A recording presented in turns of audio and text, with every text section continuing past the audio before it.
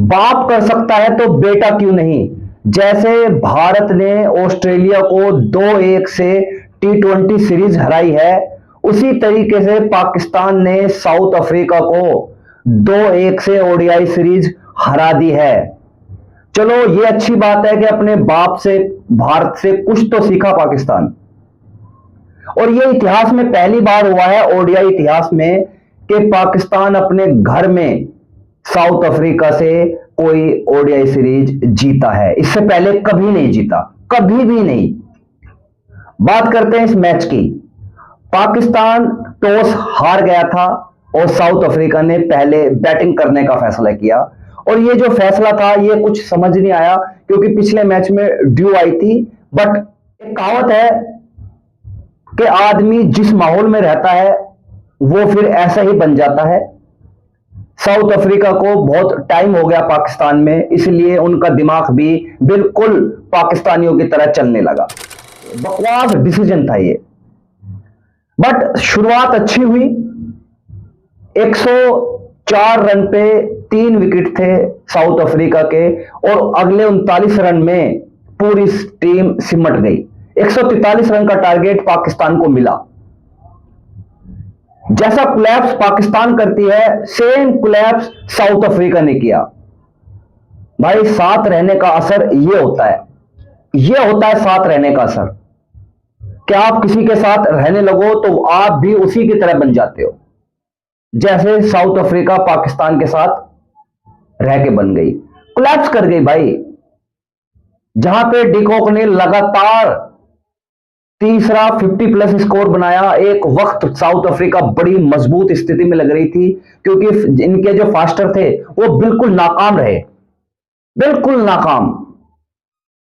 एक बात और बता देता हूं मैं, फिर बात करते हैं कि पाकिस्तान में खासियत है कि आप परफॉर्म करोगे और आपको बाहर फेंका जाएगा, जैसे वसीम जूनियर को फेंका गया। क्योंकि पिछले मैच में सबसे अच्छी बॉलिंग और सबसे ज्यादा तेज बॉलिंग अगर किसी ने की थी तो वो वसीम जूनियर था, और उसी को बाहर फेंक दिया गया। और उसके रिप्लेस में कौन आया? Harris Tepia, run machine. जब हारिस टेपिया को दूसरी टीम देखती है तो खुश हो जाती है कि चलो एक बॉलर तो हमें ऐसा मिला जो रनों की बारिश करेगा, हम उसको धोएंगे। और आज भी ऐसा ही हुआ। 3 ओवरों में 17 रन उस बंदे ने दिए। क्या फायदा हुआ उसका खिलाने का? वसीम जूनियर आपको थोड़ी सी बैटिंग में भी हेल्प कर देता है, आपने उसको बाहर फेंक दिया।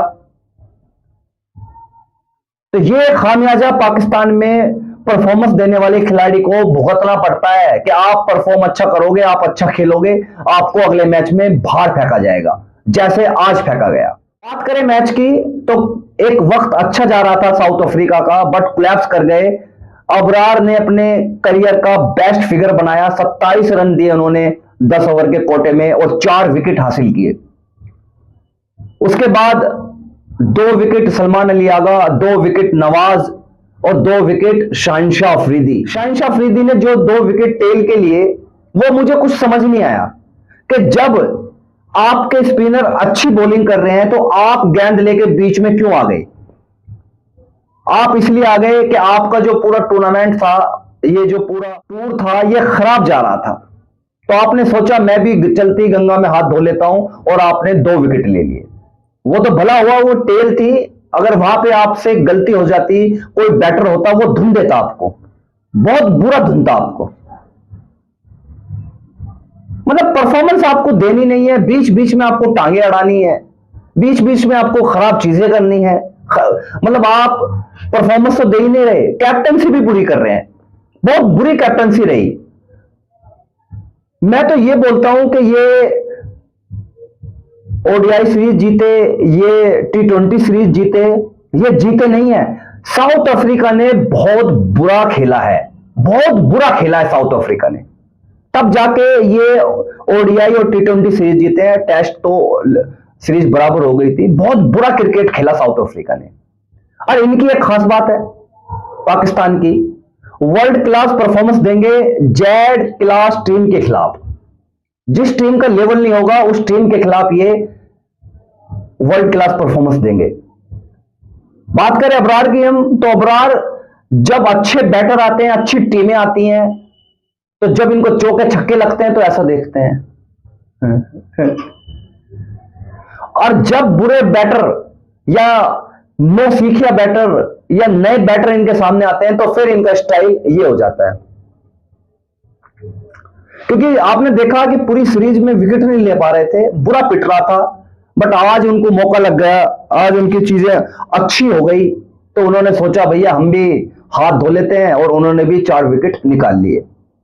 इस सीरीज में हम बात करें बाबर आजम की, 45 रन पूरी सीरीज में बनाए भाई, ओडीआई में 45 रन। उनकी ये 82वीं पारी थी। अब पता नहीं लोग उनको इतना हाइप देते हैं, इतना उनके बारे में बोलते हैं कि वो बैटर इस लेवल का है या उनकी परफॉर्म खराब चल रही है, उनकी फॉर्म खराब हो रही है, कुछ समझ नहीं आ रहा किसी को। नेपाल के खिलाफ उनका लास्ट शतक था, उसके बाद उन्होंने कभी भी शतक नहीं लगाया। बात करें इनके फौजिया, पता नहीं बॉर्डर से सीधा उठ के आ रहा था फौजी, पता नहीं बॉर्डर पे इंडियंस ने या अफगानिस्तानियों ने उसकी पिटाई कर डाली। 2 बैक टू बैक डक, 2, उसने भी पूरी सीरीज में 45 रन बनाए। फकर जमान का सीधा फंडा है 20, 25, 30 पारियों में एक बार चलूंगा मैं, उसके बाद नहीं चलूंगा। मुझे तो एक पारी याद आती है उनकी 2017 की चैंपियन ट्रॉफी के फाइनल में, जब भारत के खिलाफ शतक लगाया था। उसके बाद मुझे उनकी कोई पारी याद नहीं आती, कोई पारी याद नहीं आती। हाँ, एक जिम्बाब्वे के खिलाफ 210 रन की पारी खेली थी, बट वो जिम्बाब्वे थी, वो कोई इंग्लैंड, भारत या ऑस्ट्रेलिया नहीं थी, वो जिम्बाब्वे थी।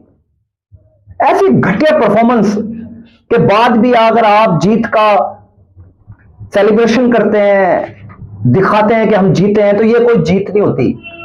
ये मुंह पे तमाचा है आपके कि साउथ अफ्रीका की एक ऐसी टीम के साथ भी आप रो रो के घिसटते घिसटते जीते हैं। आज भी अगर आप बात करें, अगर हम सैम अय्यूब की पारी निकाल दें तो फिर से फुस नजर आए, अब सब फुस नजर आए। 77 रन बनाए सैम अय्यूब ने, बाकी सब ने मिलकर बनाए, बाबर आजम, फकर जमान, मोहम्मद रिजवान, सलमान अली आगा, इन सब ने मिलकर 60 रन बनाए। तो ये इनकी परफॉर्मेंस का लेवल है। बातें करते हैं ये दुनिया के बड़े बड़े बैटरों से, Jos Buttler, Virat Kohli, Rohit Sharma, Steve Smith, Root, इनके रूट खराब हैं, क्योंकि जहां से ये आते हैं ना, इनके वो रूट ही खराब है। इनका जो चेन होता है ना, वो चेन के रूट खराब है। बाबर आजम की एक और घटिया सीरीज का एंड हो गया, रिजवान की एक और घटिया सीरीज का एंड हो गया, शाहिनशाह अफरीदी की एक और घटिया सीरीज का एंड हो गया, फकर जमान की एक और घटिया सीरीज का एंड हो गया। ये परफॉर्मेंस नहीं थी। ये आई थिंक जो पाकिस्तान में युवा क्रिकेटर हैं या क्रिकेटर बनने की कोशिश कर रहे हैं या क्रिकेट सीख रहे हैं, उनका भी फ्यूचर खराब कर रहे हैं, ये बता के कि भाई आप परफॉर्म ना करो, आप एक टिकटॉक स्टार बन जाओ, आप एक सेटिंग बना लो, आप एक पर्ची लेके आ जाओ और आप पाकिस्तान खेल जाओ। ये इनका अपने युवाओं को मैसेज है कि क्रिकेट का कोई मतलब ही नहीं पाकिस्तान में। जो तरीका हम बता रहे हैं, इस तरीके से आप पाकिस्तान क्रिकेट खेल जाओगे, पाकिस्तान टीम में आ जाओगे। ऐसा मैंने तो कभी देखा नहीं है कि ऐसी घटिया क्रिकेट खेलने के बाद भी आप सीरीज जीत जाओ। इसलिए मैं बोल रहा हूं कि आपने अगर मैच देखे होंगे, हाईलाइट देखे होंगे या इनके बारे में सुना होगा, तो इनकी परफॉर्मेंस 0 है, खत्म परफॉर्मेंस थी सारे क्रिकेटरों की, फिर भी ये पता नहीं कैसे जीत गए। मैं तो यही बोलता हूं कि साउथ अफ्रीका के बुरे दिन चल रहे हैं, या उन्होंने ऐसी टीम भेज दी, सोची तो साउथ अफ्रीका ने यही होगा कि इस टीम से भी हम पाकिस्तान को हरा देंगे, बट ये दाव साउथ अफ्रीका को उल्टा पड़ गया, खुद हार गए। वैसे पाकिस्तान साउथ अफ्रीका से जीत गई है, ये रिकॉर्ड में दर्ज हो गया कि पहली बार हराया साउथ अफ्रीका को अपने घर में।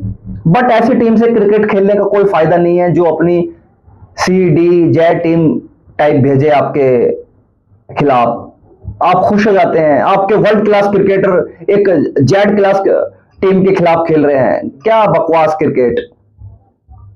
चलो जी, सीरीज जीत गए, ओडीआई की भी T20 की भी परफॉर्मेंस सब क्रिकेटर की जीरो, सबके बता दिया मैंने। नसीम शाह पता नहीं क्या क्रिकेट खेलता है, 130 उसकी गेंद नहीं हो पा रही, उसको इतना बड़ा स्टार बना दिया था कभी कि चीजें पाकिस्तान पता नहीं क्या सोच रहा था उसको लेके, अब उसको बाहर अंदर बाहर अंदर बाहर अंदर कर रहा है। पता नहीं भाई, पाकिस्तान क्रिकेट को मैं लिख के दे रहा हूं, कोई नहीं समझ सकता, वहां के क्रिकेटर नहीं समझ सकते, वहां का मैनेजमेंट नहीं समझ सकता, या वहां के पीसीबी के जितने भी पदों पे लोग बैठे हैं वो भी नहीं समझ पा रहे। पाकिस्तान क्रिकेट को कोई नहीं समझ सकता कि पाकिस्तान की क्रिकेट कैसे चल रही है और कौन चला रहा है, कोई पता नहीं है किसी को। सब अपनी मर्जी के मालिक बने हुए हैं, जिसका जो मन करता है वो करता है। किसी को परफॉर्मेंस देनी है तो देगा, किसी को नहीं देनी है तो नहीं देगा। किसी सेलेक्टर को कोई बंदा सेलेक्ट करना है तो करेगा, नहीं करना है तो नहीं करेगा। पीसीबी को, चेयरमैन को ट्रॉफी देनी है देगा, ट्रॉफी नहीं देनी है नहीं देगा। इनका अपना ही चल रहा है भाई, इनकी अपनी ही दुनिया चल रही है क्रिकेट में भी, पता नहीं क्या हो रहा है। समझेंगे कभी ना कभी हमें भी समझ आएगी और पूरे क्रिकेट फैंस को समझ आएगी कि पाकिस्तान क्रिकेट चल रहा कैसे है। वीडियो पसंद आया हो तो प्लीज लाइक कीजिएगा, कमेंट्स कीजिए, सब्सक्राइब कीजिए और अपने दोस्तों को ये वीडियो शेयर करना ना भूलें। बेल आइकन का बटन जरूर दबाएं कि आने वाली वीडियो का नोटिफिकेशन आपको मिल जाए।